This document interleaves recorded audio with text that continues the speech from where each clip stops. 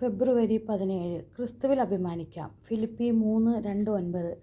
നായ്ക്കളെയും തിന്മകൾ പ്രവർത്തിക്കുന്നവരെയും പരിച്ഛേദനവാദികളെയും സൂക്ഷിച്ചുകൊള്ളുവിൻ.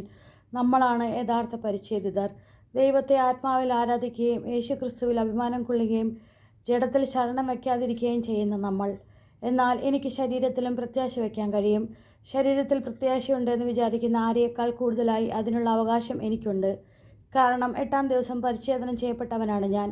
Israel വംശത്തിലും Benjamin ഗോത്രത്തിലും പിറന്നവൻ, ഹെബ്രായിൽ നിന്ന് ജനിച്ച ഹെബ്രായൻ, നിയമപ്രകാരം ഫരിസേയൻ, തീഷ്ണത കൊണ്ട് സഭയെ പീഡിപ്പിച്ചവൻ, നീതിയുടെ കാര്യത്തിൽ നിയമത്തിന് മുമ്പിൽ കുറ്റമില്ലാത്തവൻ.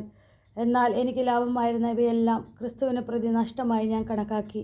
ഇവ മാത്രമല്ല, എൻ്റെ കർത്താവായ യേശു ക്രിസ്തുവിനെ പറ്റിയുള്ള ജ്ഞാനം കൂടുതൽ വിലയുള്ളതാകിയാൽ സർവ്വവും നഷ്ടമായി തന്നെ ഞാൻ പരിഗണിക്കുന്നു. അവനെ പ്രതി ഞാൻ സകലം നഷ്ടപ്പെടുത്തുകയും ഉച്ഛിഷ്ടം പോലെ കരുതുകയുമാണ്. ഇത് ക്രിസ്തുവിനെ നേടുന്നതിനും അവനോടുകൂടെ ഒന്നായി കാണപ്പെടുന്നതിനും വേണ്ടിയത്രേ. എനിക്ക് നിയമത്തിൽ നിന്ന് ലഭിക്കുന്ന നീതിയല്ല ഉള്ളത്, പിന്നെയോ ക്രിസ്തുവിലുള്ള വിശ്വാസം വഴി ലഭിക്കുന്ന നീതിയാണ്. അതായത് വിശ്വാസത്തെ ആസ്പദമാക്കി ദൈവത്തിൽ നിന്നുള്ള നീതി. പ്രാർത്ഥന. കർത്താവായ ഈശോയെ, അങ്ങിൽ അഭിമാനം കൊള്ളുവാൻ അങ്ങ് ഞങ്ങൾ ഓർമ്മിപ്പിക്കുന്നുവല്ലോ. തനിക്ക് ലാഭമായിരുന്നവയെല്ലാം അങ്ങേ പ്രതി നഷ്ടമായി കരുതിയ വിശുദ്ധ പൗലോസ്ലീഹയെ പോലെ ഞങ്ങളുടെ കുടുംബം അങ്ങിൽ വിശ്വസിക്കുവാനും അങ്ങയോടുള്ള സ്നേഹത്തിന് മുഖ്യ പരിഗണന നൽകുവാനും അനുഗ്രഹിക്കണമേ.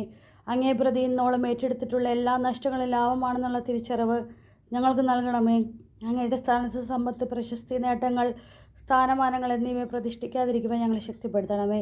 സുഹൃജപം. ഈശോയെ, അങ്ങിൽ ഞാൻ അഭിമാനിക്കുന്നു. ഈശോയെ, അങ്ങിൽ ഞാൻ അഭിമാനിക്കുന്നു. ഈശോയെ, അങ്ങിൽ ഞാൻ അഭിമാനിക്കുന്നു. നമ്മുടെ കർത്താവായ മിശിഹായ്ക്ക് സ്തുതി.